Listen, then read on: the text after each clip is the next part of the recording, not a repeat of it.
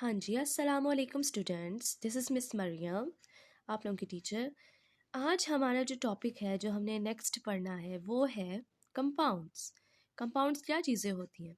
हमने जैसे कि पता है, हमने एलिमेंट्स पढ़ा था। एलिमेंट्स ऐसी चीज़ थी जो कि एटम्स एक ही किस्म के एटम से मिलके बनती है। हम इसके पीछे से थोड़ा सा रिकॉल करें कि हमें कंपाउंड और एलिमेंट का डिफरेंस समझ में आ जाए।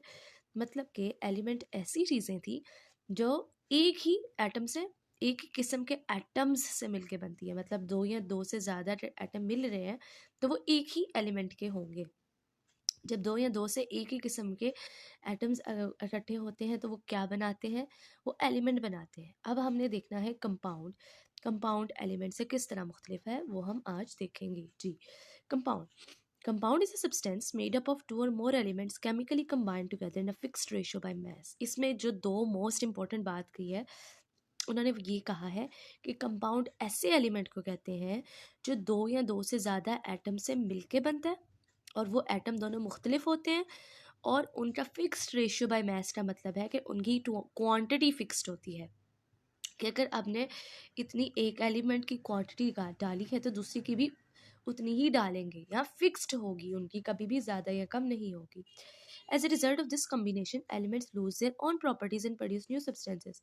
जब ये चीज़ें दो एटम्स आपस में कंबाइन होते हैं जिनकी जो क्वांटिटी अब फिक्स होती है तो क्या होता है, वो अपनी अलहदा जो शिनाख्त होते हैं वो लूज़ कर देते हैं। ठीक है, अपनी आइडेंटिटी लूज़ कर देते हैं और जो न्यू सब्सटेंस बनता है जिसको हम कंपाउंड कह रहे हैं उनकी प्रॉपर्टीज़ बिल्कुल मुख्तलिफ होगी। क्यों?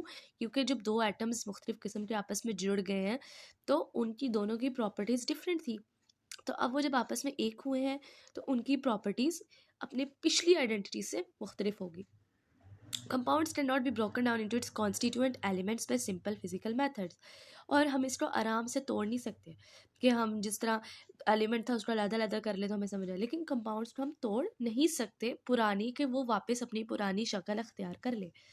For example, carbon dioxide is formed when elements of carbon and oxygen combine chemically in a fixed ratio of 12, 32 और 3 to 8 by mass। इसमें ये कहा गया है कार्बन डाइऑक्साइड कैसे बनता है, जब CO2 कैसे, कार्बन का एटॉमिक नंबर होता है 12 और ऑक्सीजन का मास नंबर होता है 16, O2 होता है CO2, कार्बन का एक तो हमने 12 लगा लिया, O2 है तो जब हम 2 को 16 से मल्टीप्लाई करते हैं तो वो 13 आ जाता है। तो इसकी रेशियो क्या हुई, कार्बन डाइऑक्साइड की कार्बन और ऑक्सीजन की रेशियो मिला के क्या बन गई, 12:32 और 3.8 by mass.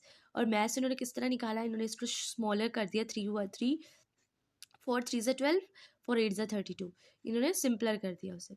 Similarly water is a compound form by chemical combination between hydrogen और ऑक्सीजन। इस तरह से पानी भी बनता है H2O, एक हाइड्रोजन का एटम हो गया 8 बाय मास H2O, दो ऑक्सीजन के एटम थे तो उन्होंने क्या किया, 8 लगा दिया है वहाँ पे। अब हम देखते हैं next, ionic compound. Ionic compound में क्या चीज़ है, पहले हमने सिंपल कंपाउंड पढ़ा था कि दो मुख्तलिफ एटम जब आपस में कंबाइन करते हैं उनकी रेशियो फिक्स्ड होती है, फिक्स्ड क्वांटिटी होती है तो हम उसे कंपाउंड बोलते हैं। अब हमने देखना है आयोनिक कंपाउंड क्या है। जब दो आयन्स आपस में मिलते हैं, क्या होते हैं, आयन्स। आयन्स ऐसे एटम्स होते हैं जिनके अंदर इलेक्ट्रॉन लूज या गेन हुआ होता है, उनको हम आयन्स बोलते हैं। तो कहते हैं वो वाले कंपाउंड्स, वो वाले आयोनिक कंपाउंड्स जिसमें आयन इस्तेमाल हो, किसमें, कंबाइनिंग में हम आयन्स इस्तेमाल कर रहे हैं, मतलब कि इलेक्ट्रॉन्स उस एलिमेंट ने या तो इलेक्ट्रॉन गेन किया होगा या लूज़ किया होगा। तो हम इंशाल्लाह आगे कैटाइन्स एंड आयन्स पढ़ेंगे, आपको ज़्यादा बेहतर समझ आएगी। तो इसमें सिंपल उन्होंने ये कहा है, जब आयन्स आपस में जुड़ते हैं तो वो आयोनिक कंपाउंड बनाते हैं। They form a 3 dimensional crystal lattice. जब वो मिलते हैं तो क्रिस्टल्स बनाते हैं, जिस तरह के हमने चीनी के भी क्रिस्टल देखे और नमक के भी क्रिस्टल देते हैं, तो वो 3 डायमेंशनल क्रिस्टल्स बनाते हैं। in which each ion is surrounded by oppositively charged ion। उसमें एक आयन हमेशा पॉजिटिव होगा, दूसरा आयन हमेशा नेगेटिव आएगा, इसलिए हमने कहा है ऑपोजिटिवली चार्ज्ड आयन। उसके बाद नेक्स्ट एक ये हो गया आयोनिक कंपाउंड जिसमें आयन्स मिलते हैं। अब हमने देखना formula, units and molecular formula. इसमें क्या है, these oppositively charged ions attract each other very strongly. As a result, ionic compounds have high melting and boiling point। जब आयन्स आपस में मिल जाएंगे, oppositely charge ion, positive negative, वो बहुत मजबूती से एक दूसरे के साथ अट्रैक्ट करेंगे और इस वजह से उनको तोड़ने के लिए उनका हाई मेल्टिंग पॉइंट और बॉइलिंग पॉइंट होगा, मतलब हमें उसको अच्छी खासी हीट प्रोवाइड करनी पड़ेगी, फिर वो टूटेंगे। These compounds are represented by formula units.